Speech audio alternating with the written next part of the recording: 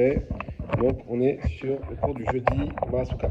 Donc avant de commencer la Gemara, je me suis dit que ça valait le coup de faire la halacha, parce qu'on a fini maintenant tout ce qui est naklitine, tout ce qui est kila, le troisième, et kinofot.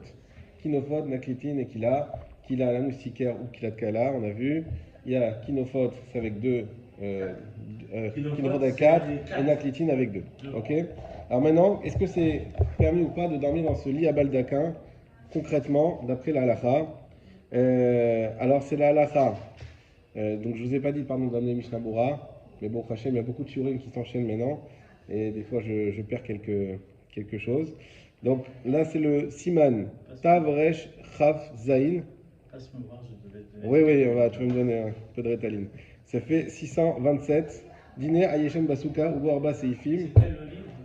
C'est le Mishnah, le Shulchan Aruch, Mishnah Bora. Donc le Siman 427. Alakha Aleph. Tsarich Leshev Ba'avir Asuka. Premièrement, l'introduction, il faut dormir dans l'air de la souka. Donc comme on a bien compris, il ne faut pas qu'il y ait de sec entre nous et la souka. Ayeshem Tachatamita Basuka. Imi Gevo Asarat Fachim Lo Yatsa. Premièrement, celui qui dort sous un lit dans la souka, s'il est haut de 10 Fachim, Lo Yatsa. On avait eu une zvara dans la Gemara de dire mais non, mais le lit c'est fait pour dormir dessus et pas en dessous, donc il n'y a pas de problème. La halakha n'est pas comme ça. Il n'y a pas de problème tant que du sol au haut du lit, il y a moins de 10 Fachim. S'il y a plus que 10 Fachim, Lo Yatsa, on est considéré non plus sous la souka mais sous le lit, et ça c'est un problème, ça fera comme on a expliqué. Exactement, ça fait OL. Bien que le lit soit fait pour dormir dessus, mais non, moi concrètement je dors en dessous. Ce qui compte ici, c'est non pas la destination du lit, mais ce que j'en fais moi vraiment, et je dors en dessous, donc ça pose un problème. Deuxième halakha, halakha bet. Ayashen tachat akila basuka, imena gevo asarat vachim, oshe en la gag, rachav tefach yatsa. Celui qui dort dans une kila, donc la moustiquaire. On rappelait la kila, on avait dit, elle a quatre côtés, quatre pieds qui font qu'elle est carrée comme ça. Alors on a dit, soit qu'elle peut avoir de toit, soit pas de toit. Ça dépend comment on la forme. Alors donc si elle est moins de 10 fachim, bien qu'elle puisse avoir un toit. Donc même si elle a un gag, donc un côté horizontal là-haut, si c'est moins de 10 fachim, d'accord, de haut, c'est kasher, parce que c'est une kila.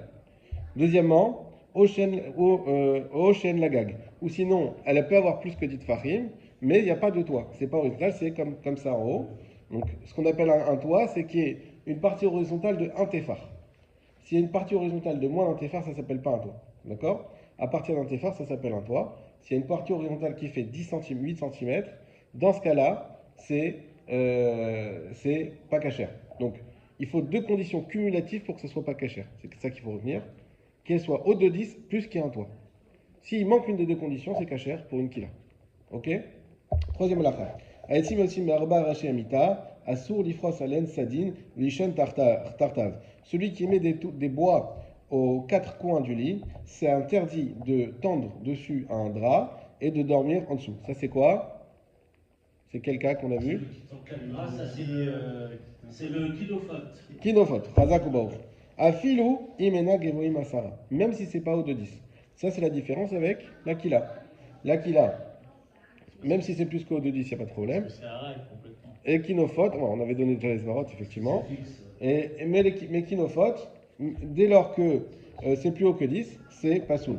Aval imechad yotse beemsa amita berosha veshni bemargelotea kenegdo. Par contre, si on a un bois qui sort du côté de la tête et l'autre en face du côté des pieds, ça c'est naklitine. Veyatin kelun sot, et on met dessus perouche etzim aokin ken kane chez Romar. Bon, on met des bois qui montent. Misé lazé, moutar l'ifros sadin alav, veshon tarta. Dans ce cas-là, on aura le droit de dormir dans naklitine, dans ce type de lit. Mishum den la gag rachav tefar lemala, parce qu'il n'y a pas de toit de un tefar au-dessus.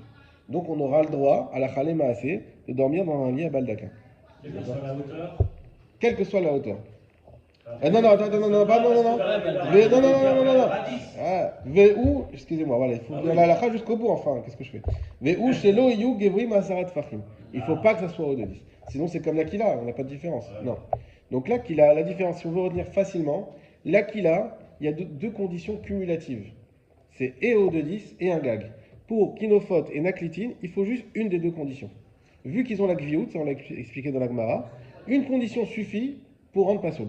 Soit qu'il y ait un gag, c'est le cas de Kinofot, soit que ça soit plus haut de 10, dans le cas de Naklitin, si c'est plus haut que 10. D'accord. Ça va? Une des deux conditions, ça invalide. Dans le Kila, il faut qu'il y ait les deux. C'est ça la différence. Yesh Marchirin, Afilou Vigou Masarat Fahim, il ramène l'avis qu'on a vu dans la Gemara, qu'il y en a qui disent que non, même si c'est plus haut que 10, ça reste cachère. Mais comme vous savez, Stam Veyesh Alacha. Non, Yesh Veyesh Kesh Batre, Stam Veyesh, là c'est Stam Veyesh. Là c'est Stam, c'est-à-dire qu'il dit Aetzi Maoti Anana, donc sans dire Stam, ensuite il dit Yesh, Alacha Kestam. Donc, Stam Veyesh Alacha Kestam. Donc on a la Alacha qui est comme le premier avis que c'est Mahmir et donc que Naklitin, ça sera Pasoul si c'est au-dessus de 10. Ok? Maintenant, dernière Alacha. Peras Sadin Tachat Asrach Lenoy. Imou Betor Arba, non, ça, Lenoy, on l'avait déjà fait. Ça, c'est pas la peine. On avait dit qu'on pouvait mettre un drap pour rendre ça joli tant que c'est dans les Arba Tfachim. Hazak Bo, ça c'était pour la Alacha. On continue tout de suite. La Gemara. On va reprendre la Mishnah qu'on avait commencé, je crois, la dernière fois. C'est le Vav sur les Chagim. Donc, page Yud Aleph, Daf Yud Aleph, Amoud Aleph. On va reprendre la Mishnah. Adela, Alea, et à Gefen, Vet Adalaat, Vet à Kisus, Vesikach Agaba Psula. Celui qui tire, donc on avait dit tout type de végétaux, de la vigne ou des Dalaat et Kisus, c'était pas vraiment traductible, enfin on n'avait pas trouvé. Voilà, on avait dit Kisus a priori c'est du lierre. Voilà, c'est du lierre. Donc ce type de végétaux qui peuvent rester accrochés au sol et qui sont un peu. Comment dire, flexibles, qu'on peut les prendre et les. Comme des. Hein, voilà, exactement, les plantes grimpantes, qu'on peut prendre et qu'on met comme ça sur le sraf. Quand c'est encore lié à la terre, celui qui fait ça, la souka elle est psula. Veimaya sikar arbe mehen. Et si, par contre, il y a plus de sraf, sikar c'est du sraf kacher, s'il y a plus de sraf kacher que mehen, que ces plantes qu'on a tirées, au sheksatsan, ou sinon qu'on les a coupées, donc de la terre, kshera. Donc on a deux manières de rendre kasher ça. Soit on coupe, soit on a plus de srar kasher que de srar pasoul. On avait déjà expliqué ça à plusieurs reprises. Zeaklal, voici le principe. Kol shiu mekabel touma, toute chose qui peut recevoir de la touma. Donc on a expliqué tout ce qui est un keli. Ve'en gidolo minaretz, et qui ne grandit pas de la terre. Par exemple le fer, même si on le trouve, c'est vrai, c'est des minéraux qu'on trouve dans la terre, mais ça ne s'appelle pas qu'il grandit de la terre. En d'autres termes, c'est les végétaux qui grandissent de la terre. Donc tout ce qui est Mekabel Touba et qui ne grandit pas de la terre, En Mesachechin Bo. On ne peut pas faire avec ça du srach. V'chol davar, chez En Mekabel Touba, Vigidul Minaretz, et à contrario, toute chose qui ne peut pas recevoir de Touma et qui grandit de la terre, Mesachechin Bo, ça on peut l'utiliser pour le srach. On y va, la Gemara. Yativ Rav Yosef Kame de Ravuna. Il s'est assis, Rav Yosef, devant Ravuna. Veyativ Veka Amar. Et il s'est assis, il a dit O Sheksasan Keshera. La Gemara nous a dit, donc là il cite la Gemara, qui a dit que si on coupe, c'est kasher. Autrement dit, c'est quoi dans quel ordre ça se fait a priori? Il tire des vignes par exemple, il les met sur le srar, et après il coupe les vignes. C'est-à-dire que le srar existait avant. Exactement. Et là on a dit kasher. Vama Rav, et Rav a dit, Sarir, les nanea. Il faut le bouger. D'accord? Ici, on voit la Sugiya de Taase Velomina Asui. Ça, vous l'avez sûrement vu dans la Lacha déjà, qui a un principe qu'on va essayer de développer ici, qu'on doit avoir un srar, une souka que nous faisons, mais pas de quelque chose qui est déjà fait. Le truc, c'est que si je mets du srar, je coupe d'abord et je mets le srar ensuite. Donc, quand j'ai mis le srar, c'est à ce moment-là où la souka a eu un shem souka. Mais quand j'ai d'abord mis, avant de couper, qu'est-ce qui se passe? À ce moment-là, c'est pas un srar. Et quand je coupe, d'un coup, ça devient une souka. D'accord? Et ça pose un problème. Alors, c'est pour ça qu'on dit tu bouges. Quand tu bouges, ça veut dire quoi? C'est qu'en fait, tu l'enlèves, comme si tu l'enlevais, tu le remets. C'est une manière de redonner, lui enlever le shem souka et lui redonner, moi, le shem souka. Il faut que le shem souka, il vienne par mon action. À avoir à ce moment-là, on dit oui, que ça sera comme ça. Je pense pas. Est-ce que c'était les Shem Mitzvah qu'il fallait faire la souka? Je crois qu'on avait vu cette Oui, marloquette avec Bet Shammai et Bet Hillel, je crois. Bethilel qui dit qu'il ne fallait pas rajouter de difficulté, quoi. Voilà. Ah, ouais. Que la bisva c'était d'habiter dedans et de dormir dedans. Et que bon, je veux dire, que tu fasses la souka sans kavana, c'est un petit problème. Mais On avait dit même un goy, il peut faire la souka. Voilà. Vous vous rappelez, voir Ganvar et tout ça, on a vu ceux qui faisaient, même pour à la base pour leurs bêtes, qui n'avaient aucune kavana dans la souka, on avait dit que la souka elle est cachère. Vous vous rappelez ça?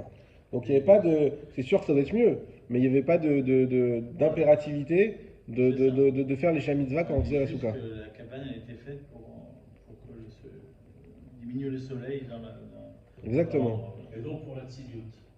Et oui, exactement. On avait vu ces deux-là. En tout cas, donc, qu'est-ce qu'il nous dit ici? Il dit il faut bouger. D'accord? Rav, il dit, la Mishnah ne te l'a pas dit. C'est ça qui va être compliqué, c'est que la Mishnah ne l'a pas dit qu'il fallait bouger. Rav, il ajoute, oui, bon, quand la Mishnah t'a dit il faut couper, mais il faut aussi bouger. Amar li Ravuna, Shmuel, Shmuel Amar. Ravuna, donc, qui a dit ça? C'est Rav Yosef. Rav Yosef qui dit que Rav a dit qu'il fallait bouger. Et Ravuna, il dit, mais pas du tout, c'est pas Rav Yosef qui a dit ça. C'est Shmuel Amar, c'est Shmuel qui l'a dit. Qui s'est trompé d'auteur. Vadrineu Rav Yosef l'Eapé. Il s'est tourné Rav Yosef vers lui. Ve'amarle, il lui a dit, Atu mika mina lecha delo amra Shmuel. Est-ce que moi j'ai dit qu'il n'a pas dit ça, Shmuel? Amra Rav ve'amra Shmuel. Ben, quand j'ai dit que Rav il a dit, j'ai pas dit que c'est que Rav qui l'a dit, ok. Et Rav et Shmuel. Ok. Alors elle est rigolote cette discussion. Vous imaginez Rav Yosef et Ravuna. Rav Ravuna qui lui dit mais non mais c'est pas Rav qui a dit ça, c'est Shmuel. Et lui qui se retourne, il écrit comme ça dans le Gemara, il dit mais non mais je t'ai pas dit que c'est pas Shmuel, moi je te dis c'est Rav aussi, ok Shmuel. Regardez ce qu'il dit Rashi. Adrineu Rav Yosef l'apé, Beka As, avec colère. Donc on dit qu'il s'est retourné vers lui, il s'est énervé. Hein, vous voyez, je sais plus c'est qui c'est Binyamin qui me dit ça que dans les Beta Midrash, on voit les gens étudier avec fougue. Voilà, donc avec colère, il se retourne, mais il n'y a pas de problème, même Shmuel si tu veux. Amarle Ravuna, Achika Amina Lecha. Ravuna il dit non, t'as rien compris. Comme ça je t'ai dit. Des Shmuel Amra, Vélo Rav. Il dit moi je te dis c'est Shmuel et pas Rav. Oula. Ça veut dire que. Il se démonte pas. Non. Moi ce que je suis en train de te dire, c'est non seulement que c'est Shmuel, mais que tu as fait une grossière erreur. Rav n'a jamais dit ça. Des Rav, Arshuré Mirshav. Parce que d'après Rav, elle est cachée à cette souka, sans même avoir besoin de bouger le branchage. Et d'où je sais qu'il y a des Rav Amram Chassida, comme Rav Amram Chassida qui a dit Rama Techelet, les pour Zema d'Inche Bete. Il faisait monter le tzitzit dans le talit pour les gens de sa maison. On va voir de quoi il s'agit. Alors, l'Inche Bete, non, les parzoumé d'Inche Bete, les talit ishto, c'est le rachi à l'élargissement tout en bas. Les talit ishto kassavar, parce que lui il mettait le talit à sa femme. Voilà, c'était pas un réformiste, c'était un grand rave qui faisait mettre le talit à sa femme. Pourquoi? Des kassavar, laila zman tzitzit hu. Parce que lui il pensait que la nuit c'est un temps pour les tzitzit, on a l'obligation des tzitzit. Ve urite moto, et le fait qu'il y ait écrit urite moto, vous savez que nous, la halakha est comme ça, que vu qu'il y a écrit urite moto, on sait que c'est la mitzvah du jour et pas de la nuit. Et donc, premièrement, la nuit, même si on a un habit à 4 coins, on n'est pas tour de tzitzit, on n'est pas obligé de les mettre. Et deuxièmement, vu que c'est une mitzvah que du jour, donc c'est mitzvah assez chez la Grama, et c'est ça qui rend les femmes pas tour. Et lui dit pas du tout. Urite moto, c'est une autre, c'est pas pour dire que c'est que le jour et pas la nuit. Prat le chassot suma, c'est pour inclure ceux qui sont aveugles. Aval, kesut laïla, chayav. Mais par contre, quand on a un habit de nuit, c'est chayav. Ve'avea mitzvah assez, chez lo asman grava, venashim chayavot. Excellent. Et donc lui, il dit, en réalité, quand il écrit urite moto, c'est pour te dire ceux qui sont aveugles, ils n'ont pas les tzitzit. Mais sinon, hein, Ils sont pas obligés. ils sont pas tours, ils sont obligés. Donc c'est jour et nuit. Attends, j'ai pas compris. Voilà. Donc pour lui, voilà. Ceux qui sont aveugles, ils sont obligés d'aller. Ils sont pas obligés. Ah, ils sont pas Parce qu'il y a écrit Uritem Moto. Bah, ils peuvent pas Uritem. Il dit, bah, c'est la Torah, c'est Uritem Moto, c'est pas rien à voir avec le jour et la nuit. C'est pour les gens qui sont aveugles. Ils ne voient pas la différence entre le jour et la nuit, c'est pour ça. Non, parce qu'ils ne voient pas tout court. Il y a écrit Uritem Moto, il faut les voir les tzitzit. Bah, lui, il peut pas les voir, il est aveugle. Donc, pour ça, il a dit quoi? Il a dit donc c'est une mitzvah qui est pas Shazan Grama, comme tu as dit, et donc que les femmes sont chayavat. Donc lui, il faisait mettre les tzitzit à toute sa famille, y compris aux femmes.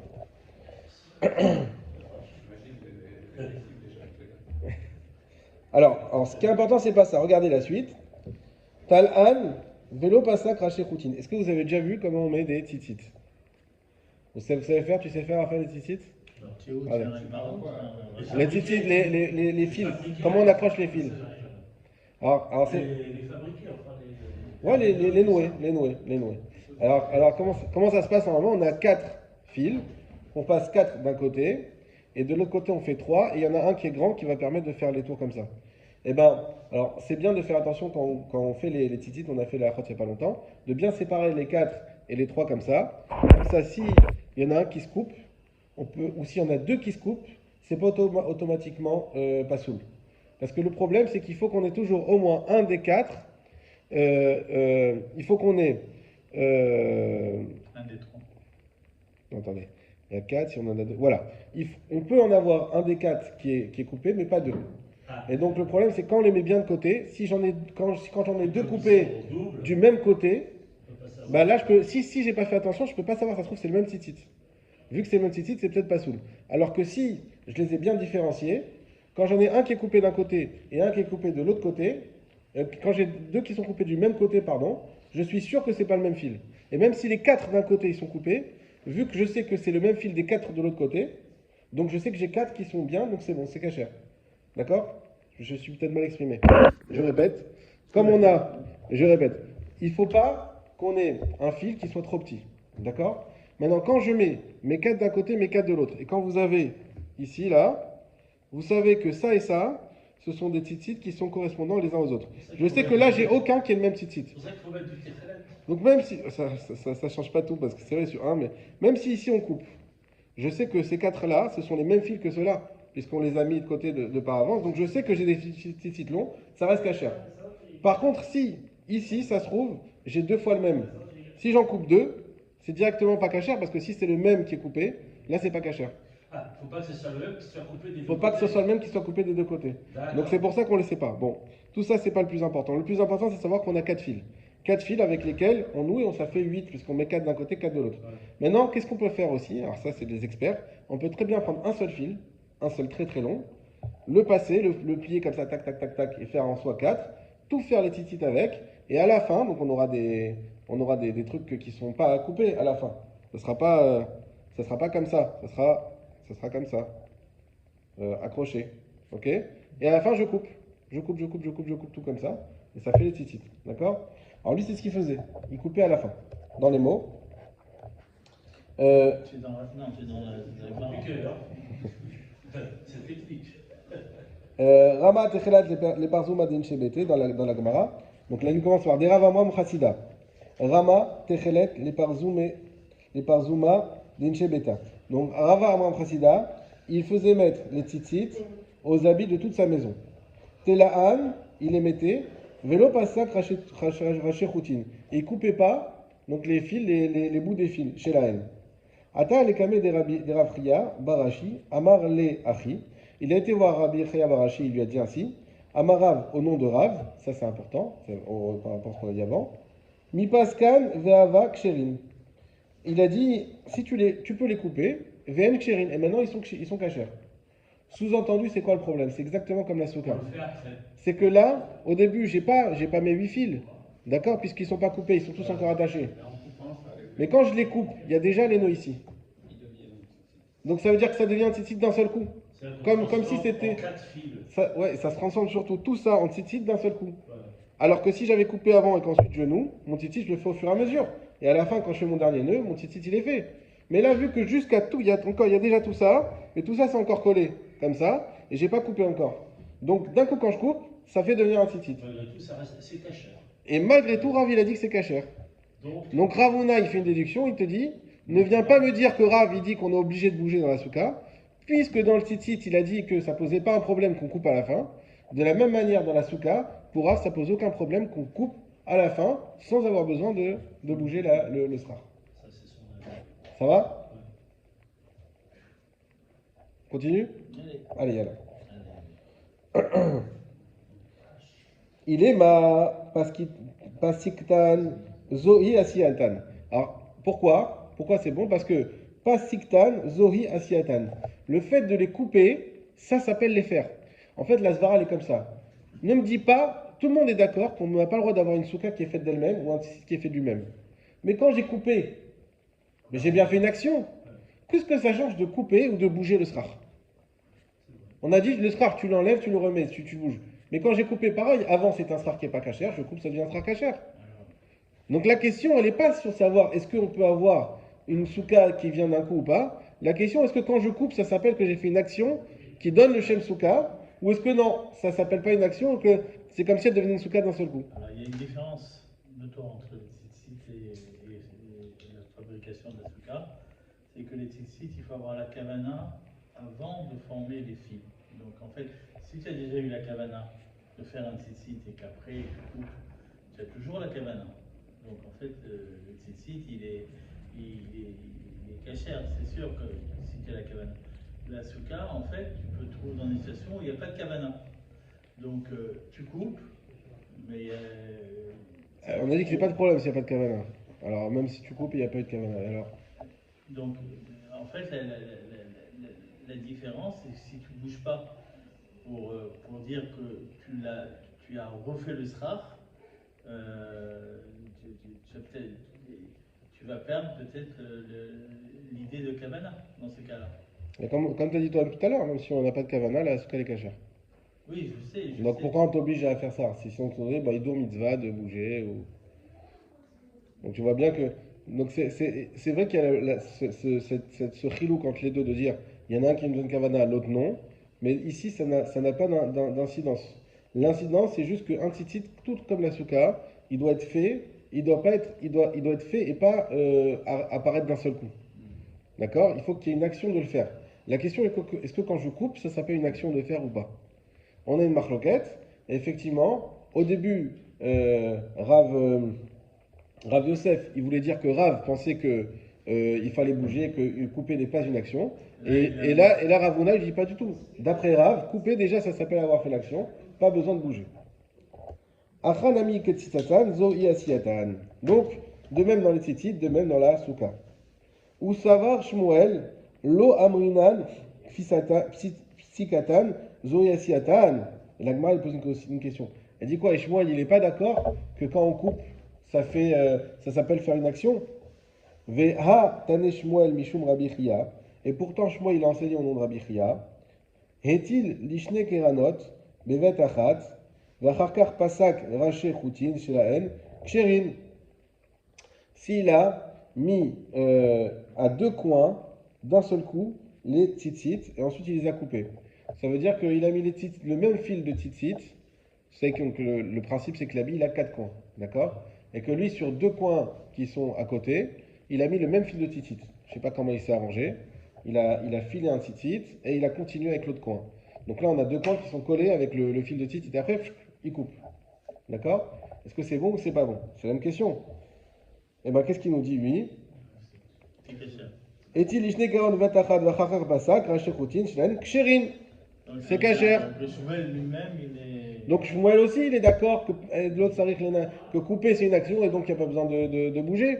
Alors pourquoi Ravuna il nous dit que Shmuel il dit qu'il faut bouger? Maïlav, chez Kosher, Vacharkar, Posek. La Gemara dit, n'est-ce pas, que c'est quoi l'histoire qu'on raconte? C'est que d'abord, il a accroché, il a fait les fils, et ensuite il a coupé. Et donc on voit bien que c'est en contradiction avec ce que tu as dit juste avant. Réponse, l'eau. Chez Posek, Vacharkar, Kosher. Répond Ravuna, c'est pas ça l'histoire. L'histoire, c'est qu'il a d'abord coupé les fils, et ensuite il a fait les fils normaux. Dans ce cas, la Gemara dit, Posek vachakar kosher, maïl memar. Mais dans ce cas-là, s'il a d'abord coupé, et ensuite il a fait les nœuds, bah c'est cas classique. Pourquoi la Gemara elle a besoin de préciser? Je vous ai perdu, je répète. Ravuna, il nous dit une chose. Il nous dit que Shmuel, il pense que couper n'est pas égal à faire. Couper, ça suffit pas. Il faut bouger. La Gemara dit, mais c'est pas vrai. Ravuna, il a dit que si je fais avec un seul fil Deux tzitzit. deux tzitzit aux deux coins différents, et qu'après je les coupe, c'est kasher. Répond, donc moi il a dit ça, donc couper égale faire. Répond Ravuna, pas du tout, c'est pas ça l'histoire. L'histoire c'est une histoire normale où il a d'abord coupé et ensuite il a attaché les deux coins. Alors la Gemara dit, mais si c'est ça qu'il a fait, pourquoi on parle de cette histoire? Elle a rien de spécial cette histoire. Il a d'abord coupé comme n'importe qui, et ensuite il a fait ses tzitzit. C'est quoi le chidouche? Maoud Tema, qu'est-ce qu'on a voulu dire? Bainan kanaf besha'at petil velika kamashmalan. Hazak ou barour. En fait, la question c'est est-ce que j'ai besoin d'avoir des coins au moment où je mets tzitzit? Et là il n'y avait pas. Kamashmalan que j'ai pas besoin. En fait, le chidouche ici, c'est quoi? C'est pas les fils, Là, c'est le vêtement. c'est le vêtement lui-même. C'est-à-dire qu'il a fabriqué un vêtement à 4 coins, en coupant. Alors, exactement, ça veut dire qu'il y a d'abord eu les tzitzit, comme il a relié les tzitzit, donc les tzitzit étaient découpés, ils étaient déjà en 8, d'accord? Ou même, on peut dire en 16, s'il y a deux coins. Mais, ils étaient encore liés, il les a liés entre eux, les deux coins, ils étaient collés. Et lui, c'est le coin qu'il a séparé en coupant. Et la question, c'est, si je mets des tzitzit à un habit qui n'a pas encore 4 coins, c'est ça la question. C'est pas les fils qui n'étaient pas des tzitzit. Je fais des tzitzit parfaitement cachés, déjà coupés. Mais un habit qui n'a pas encore 4 coins, et ensuite je le rends en habit de 4 coins. Est-ce que c'est caché ou pas? Et sur ça, ouais, exactement. Bah, sur ça, Ravuna, il a dit que c'était caché. Ça veut dire que tu as rendu l'habit qui n'était pas encore un habit nécessitant des tzitzit, puisqu'il n'avait pas 4 coins, et que tu l'as rendu un habit à 4 coins après lui avoir mis des tzitzit, ça, Ravuna, ça ne dérange pas. Par contre, les tzitzit eux-mêmes, qui n'étaient pas des bons tzitzit, et que d'un coup tu coupes et ça les rend des tzitzit, ça, c'est un problème parce que la mitzvah, c'est sur les tzitzit. C'est ça l'objet de la mitzvah. D'ailleurs, c'est vrai qu'il y a des halachot différentes, comment jeter l'habit. Si on a un habit, des fois, les tzitzit sont arrachés, le beged uniquement, on peut jeter à la poubelle comme ça. Bon, il y en a, ils aiment bien mettre ce qu'on utilisait pour la mitzvah et tout ça. Mais c'est exactement comme le loulav après Sukkot. Il n'y a plus de doucha du tout.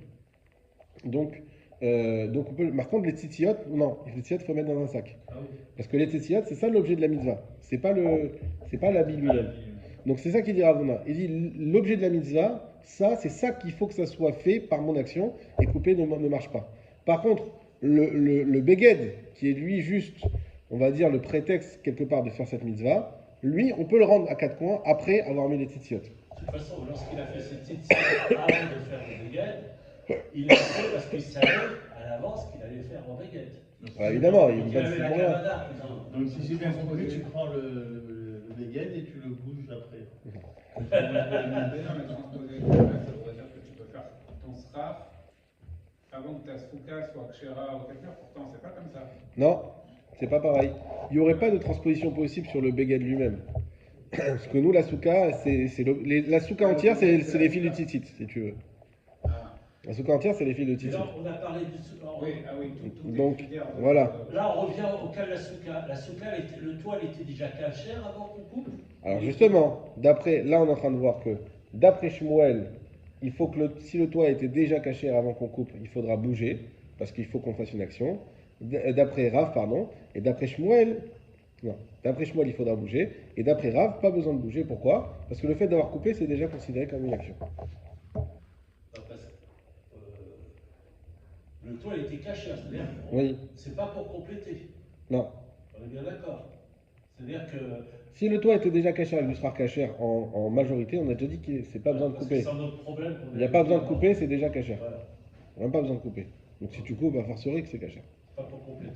Non. Donc, conclusion, il ne faut pas manger chez les gens, il faut avoir sa souka bien cachée. Voilà. Conclusion, il faut mettre des tzitzit à la souka. Sur les 4 coins de la souka. Hazak. Allez, venez, on continue. Métivé. Végétal. On a objecté. Tela'an, vélo pasak, raché choutin, chez la haine, psoulin. On a une braïta qui nous dit exactement l'inverse de ça. Tela'an, il a mis les fils de tzitzit.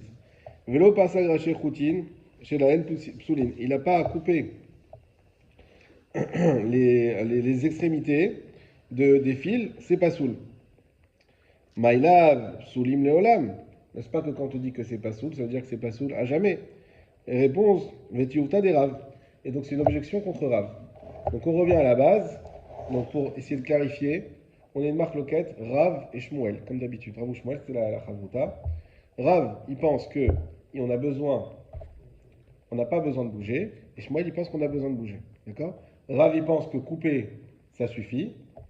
Shmuel, il pense que couper, ça ne suffit pas. Donc en fait, Ça, c'est la marque loquette. Rabbi Bar Hana, il s'est trompé. Car il a dit, il a ramené au nom de Rav. Ah oui, il s'est trompé. Il s'est trompé et il s'est énervé. Pour rien. Donc c'est Ravuna qui dit non, t'as mal géré ça, mais c'est pas grave. Et ça, c'est pas le plus important. Donc en tout cas, Rav ou Shmuel, il y a une marloquette de base. Maintenant, on ramène sur cette marloquette une braïta qui va contre Rav, qui nous dit quoi? Que si quelqu'un, il a pas coupé, je répète la braïta, mais telan velo pasak rachechoutin shelen psuin. Quelqu'un qui a mis les tzitzit aux quatre coins et sans les couper, le tzitzit il est pas soul. La Gemara dit, quand on te dit que le tzitzit il est pas soul, ça veut dire qu'il est pas soul, c'est fini, il n'y a plus rien à faire. D'accord? Maïlav, n'est-ce pas? Psoula, léolam, qu'il est pas soul pour toujours, c'est fini, il faudra refaire des nouveaux tzitzit.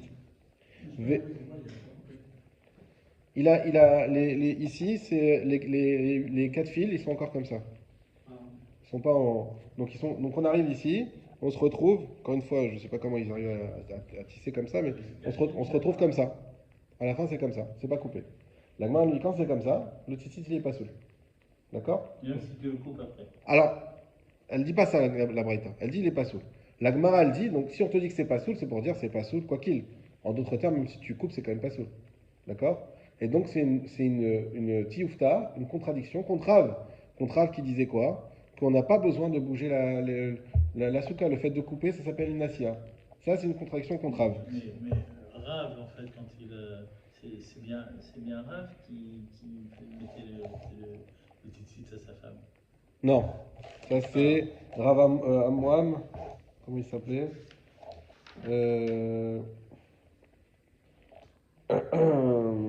Voilà, des Rav Amram Chassida. Rav Amram Chassida, c'est lui qui le dit. Ok? Donc c'est une tioufta contre Rav.